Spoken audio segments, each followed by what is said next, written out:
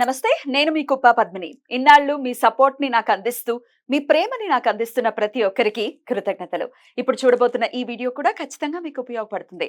Like, share and subscribe చేసి మీ ఇష్టాన్ని, అలాగే మీ సపోర్ట్‌ని నాకందించండి. అలాగే ఈ వీడియో పట్ల మీ అభిప్రాయాన్ని కామెంట్ సెక్షన్‌లో కామెంట్ చేసి నాకు తెలియజేయండి. నమస్తే. నమస్తే. Welcome to our channel. నేను పద్మిని. ప్రస్తుతంతో పాటు ప్రముఖ ఆధ్యాత్మికవేత్త, నారీసేన ఫౌండర్, దత్త ఉపాసకురాలు, శ్రీపాద శ్రీవల్లభ దత్తపీఠ వ్యవస్థాపకురాలు శ్రీమతి లతా దత్త గారు మనతో పాటు ఉన్నారు. మాట్లాడదాం. నమస్తే అక్క. నమస్తే రా. జయ గురుదత్త. జయ గురుదత్త. ఎలా ఉన్నారు? బాగున్నాను. నువ్వు కూడా ఈరోజు చాలా డిఫరెంట్ గా ఉన్నావు. Different jewellery. థ్యాంక్ యూ కదా. హెయిర్ స్టైల్ ఎప్పుడు పద్మినిలా కాకుండా కొంచెం డిఫరెంట్, కొంచెం కొత్తగా. ఎందుకంటే దసరాలు కదా, కొద్దిగా నార్త్ ఏదో కొంచెం పూనింది. ఆ కలకత్తా స్టైల్లో, కలకత్తా అమ్మవారి స్టైల్లో. Thank you. దేవీ నవరాత్రుల గురించి మనం మాట్లాడుకుందాం నెక్స్ట్ ఎపిసోడ్స్ లో. అంతకన్నా ముందు నిన్న మీకు చక్కటి సత్కారం జరిగింది. దాని గురించి ఒకసారి ప్రేక్షకులకు కూడా చెప్పండి అక్క. ఏం జరిగింది? ఎంత అద్భుతమైన కార్యక్రమం అంటే పద్మిని, అది 458 దత్తక్షేత్రాల గురించి. 458? అయ్యో బాబోయ్. మన ఇండియాలో ఉన్నవా? మొత్తం భారతదేశంలో నలుమూలల్లో ఉండేటటువంటి దత్తక్షేత్రాల గురించి ఆ గ్రంథ ఆవిష్కరణ 3 పుస్తకాల రూపంలో. అందులో మన శ్రీపాద శ్రీవల్లభ దత్తపీఠం గురించి కూడా చక్కగా ఉంది. ఒక పేజీ వేశారు, 3 ఫోటోలు వేశారు. మొత్తం మన పీఠం గురించి అందులో. ఆ ఫొటోస్ ఇవ్వండి అక్క, మనం ప్రేక్షకులకు కూడా చూపిద్దాం. తప్పకుండా ఆ ఫోటోలన్నీ పంపిస్తాను. ఆ గ్రంథ ఆవిష్కరణ జరిగింది. దత్త పరంపరలో ఎవరైతే ఉన్నారో పీఠాధిపతులు అందరం కూడా కలుసుకోవటం జరిగింది. చెన్నై నుంచి వచ్చారు, కర్ణాటక నుంచి వచ్చారు, మొత్తం ఆంధ్ర, తెలంగాణ నుంచి వచ్చారు. ఎక్కడెక్కడ ఉండే దత్త పీఠాధిపతులందరూ కూడా అక్కడ చక్కగా పరిచయం అయ్యారు. అక్కడ అందరూ కూడా వారి వారి ప్రసంగాలు తెలియజేశారు, వారి వారి అనుభవాలు తెలియజేశారు. పద్మిని, దత్తుడితో అంటే దత్తుడిని ఎలా మనం పట్టుకోవాలి అని అంటే, మన దత్త బంధువులందరికీ కూడా చెప్పేది ఏంటి అని అంటే, దత్తుడితో ఎక్స్పీరియన్సెసే అని చెప్తున్నారు అందరూ కూడా. దత్తుడు మన దగ్గరికి రావాలి అని అంటే రారు, ఆయనతో మనం అనుభవించినటువంటి ఎక్స్పీరియన్సెస్ అని అందరం కూడా షేర్ చేసుకున్నాము. ఇదంతా శ్రీపాద శ్రీవల్లభ స్వామి నాకు ఇచ్చిన అవకాశంగా భావిస్తున్నాను. ఆయనకి నేను రుణపడి ఉంటాను అని చెప్తున్నాను. పీఠం పెట్టక ముందు మీ జీవితం ఒకటి, పీఠం పెట్టిన తర్వాత ఒక జీవితం ఖచ్చితంగా. అవును కదా, ఒప్పుకుంటారా? అయ్యో ఖచ్చితంగా. ఆయన లేనంత వరకు ఏదో చిన్న వెలితి ఉండేది. ఆ వెలితి అనేది ఇప్పుడు ఎక్కడా కనబడట్లేదు. స్వామి ఉన్నారు, మన కుటుంబ సభ్యులు శ్రీపాద శ్రీవల్లభులని. నా ప్రసంగం కూడా నిన్న శ్రీపాద శ్రీవల్లభ స్వామి గురించే జరిగింది. శ్రీపాద శ్రీవల్లభ స్వామి ఎలా అంటే నా జీవితంలో ఎలా భాగస్వాములు అయ్యారు. నేను అసలు అనుకోకుండా, అసలు పీఠం పెట్టాలన్న ఆలోచన లేకుండా ఆయన వచ్చి మన ఇంట్లో ఎలా కూర్చున్నారు. అలాగే నా కళ రూపంలో ఆయన భ్రమరపాదం ఎలా బోధించారు. స్వయంగా ఆదిగురు దత్తాత్రేయ స్వామి నాకు స్వప్న రూపంలో దర్శనం ఇచ్చి భ్రమరపాదం గురించి బోధించారు. నా లైఫ్ పాత్ అంతా కూడా ఆయన డిజైన్ చేసి తీసుకెళ్తున్నారు. అందరికీ నేను చెప్పింది అదే, మనం అనుకున్నది వేరు, ఆయన చేసేది వేరు. అందుకే ఆయనకి నాకు జన్మ జన్మల అనుబంధం అయితే ఉన్నదని ఆయన చాలా స్పష్టంగా తెలియజేశారు. అడుగడుగునా కూడా తెలియచేస్తూ ఉన్నారు. సభలో కూడా ఇదే పంచుకున్నాను, సభలో కూడా ఇదే తెలిపాను. చాలా చక్కగా అందరు కూడా నీరాజనాలు పలికారంటే అసలు వాళ్ళ చెప్పట్లతో అసలు అద్భుతంగా. చాలా చాలా సంతోషం. అంతమంది దత్త భక్తుల్ని, దత్త పీఠాధిపతుల్ని కలుసుకొని, అంటే అంతమంది ఆరోలోకి వెళ్ళటం అనేది అంత పాజిటివ్ ఆరో ఉంటుంది. ఎందుకంటే థాట్ అంతా దత్తుడు గురించి. ఇప్పుడు మనం దత్తుడు గురించి మాట్లాడుతున్నాం, దత్తుడితో మనకున్నటువంటి అనుబంధాన్ని మనం తెలియజేస్తున్నాం. ఆ ఆరా ఇట్ సెల్ఫ్ బ్యూటిఫుల్. అంటావు కదా పద్మిని, మీకు దత్తుడు తప్పించి ఏం లేదక్క, ఇప్పుడైతే ఇంకా అసలు అనుక్షణం దత్తుడితోనే గడుపుతున్నారని. అదే జరిగింది చక్కగా. అంటే మనం మాట్లాడే ప్రతి పలుకు కూడా స్వామి పలికిస్తారు. అందరు పంచుకుంటున్న మంజరి అంట ఒక ఆవిడ చెన్నై నుంచి, శ్రీ లలిత వల్లభానందమయ్యి. ఆవిడేమో శ్రీపాద శ్రీవల్లభుడిది పెద్ద స్తూపము, కోటి శ్రీచక్ర ప్రతిష్టాపన చేస్తున్నారు. ఆవిడ నాకు అక్కగారు లాగా, నన్ను అక్క అని పిలువమ్మ, చెల్లి అంటారు. మంజరి ఆవిడ అక్కల్కోట్ స్వామిది, చెన్నై నుంచి వీళ్ళు వచ్చింది. సిద్దిపేట నుంచి ఒక పీఠాధిపతులు, నూజివేడి దగ్గర ఒక పీఠాధిపతులు, సత్తుపల్లి భద్రాచలం దగ్గర ఒక పీఠాధిపతులు. అందరూ దత్త పరంపర. ఎంత అద్భుతంగా అంటే మళ్ళీ అందరూ నన్ను సేమ్ శ్రీపాదుల వారు బాల రూపంలో ఉన్నట్టు ఉన్నావు అన్నారు. అసలు ఆ మాటకి నాకు నేను ఎంత కృతజ్ఞురాలనో చెప్పలేను అసలు. చాలా మంది అంటారు ఈ కాంప్లిమెంట్ మీకు ఎప్పుడు ఇస్తూనే ఉంటారు. అదంతా చాలా కృతజ్ఞురాలు. చాలా సంతోషం. ఇంత సంతోషకరమైనటువంటి విషయాన్ని మాతో కూడా పంచుకున్నారు. Thank you. బ్యూటిఫుల్.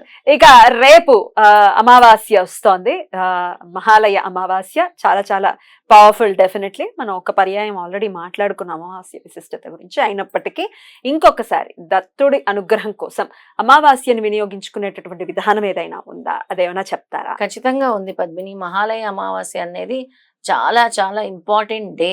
ఎందుకంటే ఎవరైతే ఈ పితృదోషాలతో బాధపడుతున్నారో, పితృదేవతల అనుగ్రహం కోసం పరితపిస్తున్నారో వాళ్ళందరికీ ఇది ఒక అద్భుతమైన రోజుగా చెప్పుకోవచ్చు.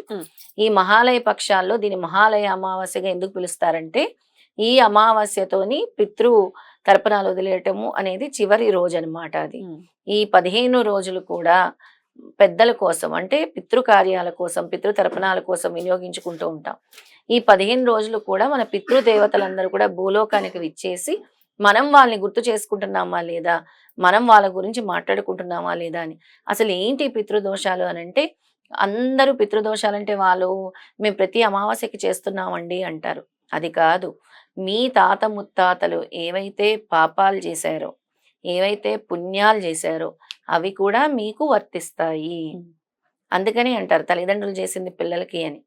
అందుకే వాళ్ళకి మీరు వదిలిన తర్పణాలు అది మామూలుగా వదలటం వేరు, గయాక్షేత్రాల్లో వదలటం వేరు. నేను ఎప్పుడు చెప్తూ ఉంటాను. అయితే ఈ మహాలయ అమావాస్య రోజు మీరు ఇప్పటి వరకు చేయని వాళ్ళైనా కూడా, అయితే ఆ రోజు మన పెద్దల్ని గుర్తు చేసుకుని మనం వండిన వంటకాలు ఏదైతే అన్నం వండుతామో అది నల్ల కుక్కకి, కాకి కూడా మనం పెట్టాలి ఆ రోజు. వాటికి ఆహారాన్ని అందచేయాలి. అలాగే పైన అంటే మీరు ఎక్కడైతే ఇంటి మీద, డాబా మీద అక్కడ వాళ్ళ పేర్లు స్మరించుకొని పెట్టండి. అలాగే ఆ రోజు ఉదయాన్నే లేవగానే సూర్య భగవాన్ని చూస్తూ తర్పణాలు వదలండి. ఒక కాపర్ గిన్నెలో, ఒక రాగి చెంబులో గాని పాత్రలో గాని కొద్దిగా నీళ్లు వేసుకొని, నల్ల నువ్వులు వేసుకొని ధారగా విడిచేసేయండి చూస్తూ. వాళ్ళ పేరుని స్మరిస్తూ, అంటే మేము వెళ్ళలేకపోతున్నాం ఎక్కడికి కూడా, ఇంట్లోనే ఉండి మేము చేసుకుంటాం అన్న వాళ్ళకి చాలా సింపుల్ రెమెడీ అన్నమాట ఈరోజు. వాళ్ళ పెద్దల పేర్లు అందరూ కూడా, తాత ముత్తాతలు తెలియకపోతే వాళ్ళ నాన్నగారు, వాళ్ళ నాన్నగారు, వాళ్ళ నాన్నగారు అనుకుంటూ, మీ తాతగారు, నాన్నగారు, తండ్రి గారు అనే 3 తరాలు చెప్పుకుంటూ అలా చెప్పుకుంటూ ధారగా విడిచేసి. కానీ ఘోరం కదా, తాతగారి పేర్లు తెలుస్తాయి, ముత్తాతగారి పేర్లు తెలియకపోవడం అనేది కొంచెం బాధాకరం. అందుకే ఫ్యామిలీ ట్రీ అనేది రాసుకోవాలి. ఎందుకంటే we are made up of they are genes కదా. వాళ్ళ జీన్స్ ఎక్కడో ఒక చోట ఉంటుంది కదా మనకి, తాత ముత్తాతల జీన్స్. అలాగే వాళ్ళు ఏమైనా తెలుసో తెలియకో, ఇంకా చాలా మంది ఏంటంటే సూసైడ్ చేసుకున్న వాళ్ళు ఉంటారు, రోడ్ యాక్సిడెంట్స్ లో పోయే వాళ్ళు ఉంటారు. అలాంటి వాళ్ళందరికీ కూడా వాళ్ళ ఆత్మ మధ్యలో ఆగిపోకుండా వాళ్ళకి మోక్షం కలగాలి, వాళ్ళకి మళ్ళీ మంచి జన్మలు ఎత్తాలి అని కోరుకోవాల్సిన రోజు ఈ మహాలయ అమావాస్య. ముఖ్యంగా వాళ్ళని గుర్తు చేసుకుని వాళ్ళకి మోక్షం కల్పించాల్సిన రోజు. బ్యూటిఫుల్. ఇక దత్తారాధన ప్రత్యేకించి రేపు ఎలా చేసుకోవాలి అది కూడా ఒకసారి. దత్తాత్రేయ స్వామికి పితృదేవతలకి చాలా సంబంధం ఉంటుంది. అసలు ఈ పితృదోషాలు పోవాలంటేనే దత్తాత్రేయ నామస్మరణ చేయాలి. దత్తాత్రేయ నామస్మరణతోనే ఇవన్నీ కూడా పోతాయి. అంటే ఇవన్నీ చేయలేకపోతున్నాం అన్నప్పుడు దత్త నామస్మరణ ఇప్పుడు మీరు చెప్తున్నట్టు దత్తుడికి తర్పణాలు వదలాలని అప్పుడప్పుడు చెప్తూ ఉంటాను, గుర్తుందని. అవును, చెప్పారు. ఆ దత్త తర్పణాలన్నీ కూడా ఇలాంటి అమావాస్య రోజు దత్తుడికి స్మరించి, మాకు ఇవన్నీ తెలియదు స్వామి, మీరే, మీ పాదాలే శరణ్యం అనుకుంటూ దత్త తర్పణాలు, నేను ఏదైతే ఇప్పుడు స్తోత్రం చెప్తానో ఆ స్తోత్రం చెప్తూ దత్త తర్పణాలు వదిలేసి. ఎలా మరి? దత్తాత్రేయ స్వామి మూల మంత్రం పఠిస్తూ దాన్ని 108 సార్లు జపించి, తర్వాత ఆర్ఘ్య మంత్రాలు, 7 రకాల ఆర్ఘ్య మంత్రాలు చెప్తాను. అవి 7 రకాల ఆర్ఘ్య మంత్రాలు ఆవు పాలతో 12 సార్లు ఆర్ఘ్యం విడిచిపెట్టాలి. అది అలా చేస్తే చాలా చక్కగా, అంటే అందులో ఆవు పాలల్లో కర్పూర పొడిని వేసి, లడ్డూల్లో వేస్తాం కదా పచ్చ కర్పూరం, దాన్ని వేసి మరి వదలాలి. దాని చేయటం వల్ల సర్వ రోగ, సర్వారిష్ట, సర్వ భయ, సర్వ దరిద్రాలు, సర్వ నివారణకు, సర్వ భూతోపశమనానికి, అంటే చెప్పాను కదా యాన్సెస్టర్స్ వాళ్ళు, సర్వభూతోపశమనానికి దత్తాత్రేయ మూల మంత్రాన్ని చదువుతూ 108 సార్లు, తర్వాత 7 ఆర్ఘ్య మంత్రాలు 12 సార్లు ఒక్కొక్క ఆర్ఘ్య మంత్రం చదువుతూ విడిచిపెట్టాలి. మూల మంత్రం చెప్తున్నాను. ఓం హ్రీం ఓం పరబ్రహ్మ పరమాత్మనే నమః. ఉత్పత్తి స్థితి ప్రళయకారాయ బ్రహ్మ హరిహరాయ త్రిగుణాత్మనే సర్వ కౌతుకాని దర్శయ దర్శయ దత్తాత్రేయాయ నమః. తంత్రసిద్ధిం కురు కురు మోక్షం కురు కురు. ఓం హ్రీం ఓం స్వాహ. ఇది ప్రత్యేకంగా మోక్షం అంటే వాళ్ళ పెద్దల వాళ్ళు ఉత్తమ స్థితికి వెళ్ళటానికి, వాళ్ళకి మోక్షం పొందటానికి చదివే మంత్రమే ఇది. దీంతో పాటు ఆర్ఘ్య మంత్రాలు 7 ఆర్ఘ్య మంత్రాలు చెప్తాను. ఈ అర్ఘ్యం అనేది ఎన్నిసార్లు వదలాలక్క? 12 సార్లు. 12 సార్లు 12 అర్ఘ్యం సార్లు మనం చదువుతూ మంత్రాన్ని వదలాలి. వదలాలి ఒక్కొక్కటి 12 సార్లు. ఆవు పాలతో. ఇప్పుడు చెప్పే ఈ 7 మంత్రాలు ఏవైతే ఉందో ఒక్కొక్క మంత్రాన్ని 12 సార్లు మనం 12 సార్లు చదువుతూ 12 సార్లు అర్ఘ్యం వదులుతాం పాలతో. 12 సార్లు ఆర్ఘ్యం వదలాలి. అంటే ఏదో ఎక్కువ కాదు, కొంచెం జస్ట్ అలా ఇలా తీసుకొని స్వామి పాదాల దగ్గర వేసేయటం అంతే. అలా వేసేయటమే. ఓకే. ఫోటో దగ్గర ఒక గిన్నె పెట్టుకొని, ఎలాగా మాకు స్టాచ్యూ లేదు అని భయపడిపోతుంటారు, చిన్న గిన్నె పెట్టుకొని అందులో ఆర్ఘ్యం వదిలే స్వామి కళ చూపిస్తూ అలా చూపిస్తూ అలా వదిలేయటమే ఆర్ఘ్యం. అమ్మ ఆ 7 మంత్రాలని ఇప్పుడు ఒకసారి చూద్దాం. పూర్ణ బ్రహ్మ స్వరూపాయ లీలా విశ్వాంబరాయ చ దత్తాత్రేయాయ దేవాయ కర్మనార్ఘ్యం దదామ్యహం. మన కర్మని ఇది విడిచిపెడుతున్నాం అన్నట్టు. ఇది 12 సార్లు చదువుతాం. నెక్స్ట్ మంత్రం. అద్వైతానంద రూపాయ విశ్వరూపాయ సంభవే అన్నమయాయ దేవాయ కర్మణార్ఘ్యం దదామ్యహం. లీలా విగ్రహ రూపాయ సుసూయానందనాయ చ సంసార సమనాసాయ కర్మణార్ఘ్యం దదామ్యహం. సర్వసిద్ధాంత సిద్ధాయ దేవాయ పరమాత్మనే మహారాజాయ సిద్ధాయ కర్మణార్ఘ్యం దదామ్యహం. సంసార దుఃఖనాశాయ సర్వశోకహరాయ చ సిద్ధరాజాయ దేవాయ కర్మణార్ఘ్యం దదామ్యహం. స్వరూప జ్ఞాన దీపాయ సర్వశక్తిధరాయ చ సిద్ధరాజాయ దేవాయ కర్మణార్ఘ్యం దదామ్యహం. 6 అయ్యాయి, ఆఖరిది 7వది చెప్తున్నాను. సర్వత్ర జ్ఞాననాశాయ జ్ఞాన దీపాయ చాత్మనే సచిదానంత బోధాయ కర్మణార్ఘ్యం దదామ్యహం. ఈ 7 మంత్రాలు కూడా పద్మిని 12 సార్లు చొప్పున ఈ ఆర్ఘ్యాన్ని ఆవుపాలతో దత్తాత్రేయ పటం ముందు గనక వదిలితే నేను చెప్పినట్టు సర్వరోగ సర్వారిష్ట సర్వభయ సర్వదరిద్రాలు సర్వ నివారణకు సర్వభూతోపశమనానికి దత్తాత్రేయ స్వామి అనుగ్రహానికి చేయవలసిన మూల మంత్రంతో కూడిన 7 దత్తాత్రేయ స్వామి ఆర్ఘ్య మంత్రాలు. బ్యూటిఫుల్ అక్క. ఒక్కసారి నాకు ఒక చిన్న డౌట్ వచ్చింది.